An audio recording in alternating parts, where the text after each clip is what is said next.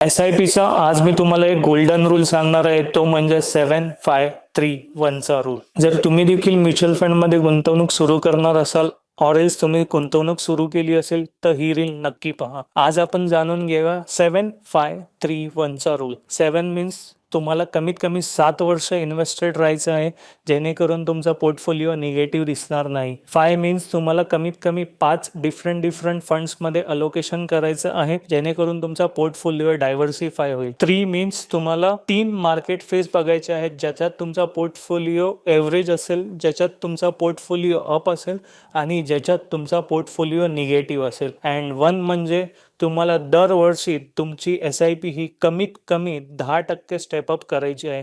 जर हाच रूल तुम्ही फॉलो केलात तर तुम्हाला तुमच्या म्युच्युअल फंडमध्ये तुमचा चांगला कॉर्पस क्रिएट करू शकतात आणि तुम्ही एक चांगली वेल्थ क्रिएट करू शकतात. जर तुम्हाला ही म्युच्युअल फंडमध्ये इन्व्हेस्टमेंट करायची असेल तर आजच आमच्याशी संपर्क करा आणि अशाच एज्युकेशनल व्हिडिओसाठी आमच्या पेजला फॉलो करा.